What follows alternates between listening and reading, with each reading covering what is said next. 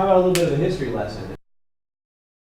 If you want to understand why it is that people are motivated by fear in the 1950s, or even understand a little bit about the economic crash in 1929 and its aftermath, you have to go back in history.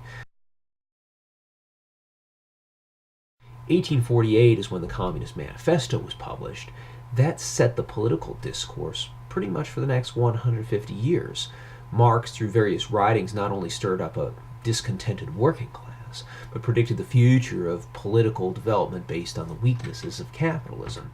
For workers in the 19th and 20th century, this rhetoric was really meaningful, especially for people in the poorest parts of the world, as you can imagine, like in Russia.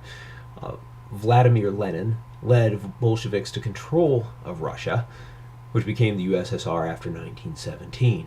Ironically, they didn't follow the communist model. If Marx were alive, for example, I'm quite sure that he would disavow anything that happened in the Soviet Union, or in China for that matter.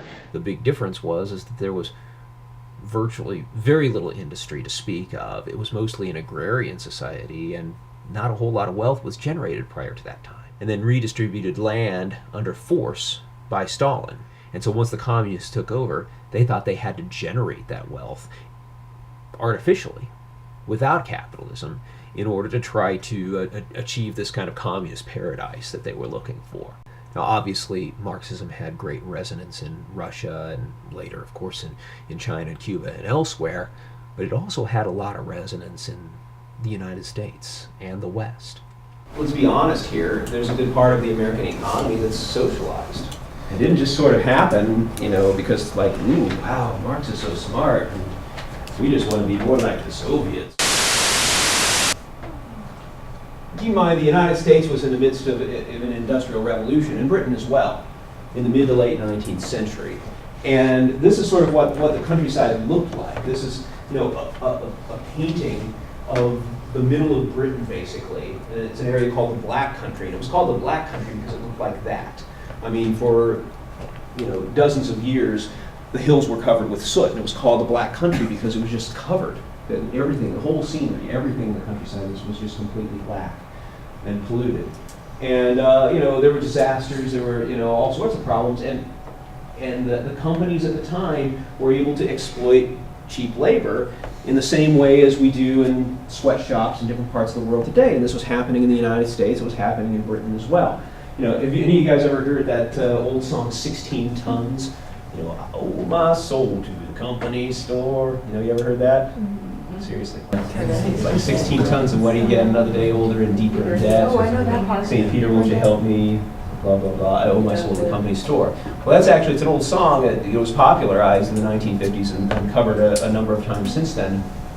But the idea of a company store basically is that businesses could legally print their own money. And so what they would do is they would hire people and pay people in company money or company credit, and they would pay them just enough, and keep in mind this money was only good at their company store, and so they'd pay them just enough in order to get whatever food it took for them to get to the end of the week. Social slavery or indentured servitude. This sort of treatment didn't just happen in places like the United States and Britain, though, too. They also happened in their colonies. A lot of people just attribute the lack of success of developing states to their own inability to manage things. What a lot of people don't realize is the situation that they're in is a direct result of colonialism and imperialism that started really in the 19th century and expanded on into the 20th century. A lot of it really had to do with fighting over economic resources. So just take the British example, for the British Empire, for example. They sort of were the best at conquering everything in the world. At one time, they owned 1/5 of the world. They said the sun never set on the British Empire. They would conquer vast tracts of land, push people off of their land, and prior to that time, say, people in Africa or in East Asia would have these subsistence farms. That means that they would make their own food for themselves, and they'd be able to pretty much take care of themselves. Once the British took over, they converted to cash crops, which basically means that instead of people growing their own food for themselves to eat, it would be for things like coffee or tobacco or cotton, things that people couldn't eat. And that became a problem because there were food shortages. Of course, it was great for Britain because when Britain was going through the Industrial Revolution, they could then export British food to these colonies throughout the world. So not only could they push people off their land and force them to work for the companies that they were establishing, but they could also sell the food from Britain to these people who were now starving. To make matters worse, in the British situation and in American situations, you had people working for companies where a lot of times they wouldn't even pay people in the national currency. So it ended up being a situation of virtual slavery. And this is pretty much the way these countries were left up until the time when the major powers decided that it wasn't fashionable to have colonies anymore. They're pretty much up and left and didn't leave them in a very good situation to the point where they could make any kind of transition into a modern international economy. So because they were devastated in this way, they're in really bad shape to this day. So if you want to understand why there are many countries in this world that hate the United States, hate Britain, hate much of the West, all you have to do is look back in history. Oh, life is so hard in these developing countries. The British Empire pulled out and left us, and now we don't know what to do. Boo freaking who? Stand up and make something of yourself, whatever. My life is so hard. He was alive when all this stuff was going on, and his argument is that capitalism has a tendency to create these forces all by themselves. Let's say that you're company A, you're company B, and you're company C, and you're all making like paper clips or something like that, right? There's three things that basically go into the manufacture of anything. I'm oversimplifying, right? But basically you need the raw materials, you need the labor, and you need some profit, right? You know, whatever the cost of that's going to be, you're going to have some profit into all that. So, you know, your raw materials, you can take advantage of economies of scale, but up to a certain point, that's only going to get you so far. Labor is going to be the big thing, as we talked about earlier, as far as what you need to cut, as far as what you need to take advantage of if you really want to affect your bottom line. Let's say that you guys, company A, you know, I ask you, okay, so what are you going to charge for your paperclip? What do you say? 10 cents. 10 cents. Well, Okay. 5 cents. All right. Okay, yeah, exactly. You go 5 cents, and you go 3 cents, okay? So whatever, but you keep going to a certain point where you get as close to that raw material amount as you possibly can, while still being able to pay your labor whatever it takes in order to get that product out.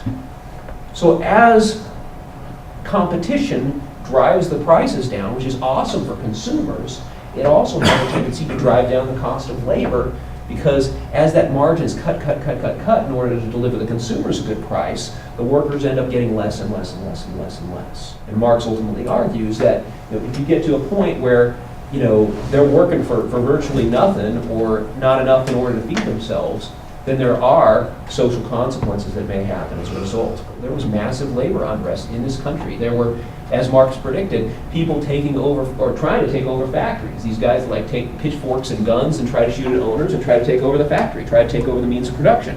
What did the United States do in response to this sort of labor unrest? Yeah, they backed the company, right. Yeah. They sent in the National Guard and they shoot at the protesters, right? That was happening as late as the 1920s, where the United States government was shooting its own people if they were protesting. Not joking. Now that began to change in 1929, because what happened in 1929? You got the Great Depression, and now we're not shooting at poor white people, black people, and Native Americans and Chinese anymore, right? Now it's white people who are out of work who actually own houses and vote. Okay? So now they have to be a little more concerned about it because they start joining these so-called communist parties, right? Because they don't think the government's doing anything to help them out. So Franklin Roosevelt comes along and says, hey, I got an idea. Why don't we take some of these ideas and actually try to use them to solve some of these problems? Like, let's actually make a government program and put people to work. Let's actually take some of this money and give these people some money so that they don't take up their pitchforks and their guns and shoot at the owners. That's not because the government cares so much for the poor out of the goodness of their heart, right? It's more of a neo-mercantilist sort of thing, right? It's like, we want to stay in power and we want to maintain the current arrangement, and so it's a lot easier to give these people some welfare than it is to worry about these people looting the store. Who cares if they're lazy, man? Who cares if we don't like their work ethic, right? Stay out of our way. Now that has changed in philosophy over a number of years, where, you know, now we're like, okay, well, let's be more about education and let's be more about helping poor people and blah, blah, blah, right? I'm not sure originally that was the intent. It's like, where would we be if we didn't have that stuff? That's what you got to pause and think about. And was Marx right? Well, I don't know, but that's up to you guys to figure out. But that's the argument. You guys have any questions or observations to make about any of that stuff? Is that too crazy, nutty, weird for you? You say? It's real. When people in the 1930s were looking at people who were out of work and camping out on your suburban doorsteps, begging for money, asking for work, and saying, hey, can you rent out a room so I can stay someplace and work someplace on the cheap? That's totally disruptive of the social fabric of society. Can you imagine that happening today? If you want to know why we had an almost $1 trillion stimulus package, that's why. You follow me so far? Is this crazy talk?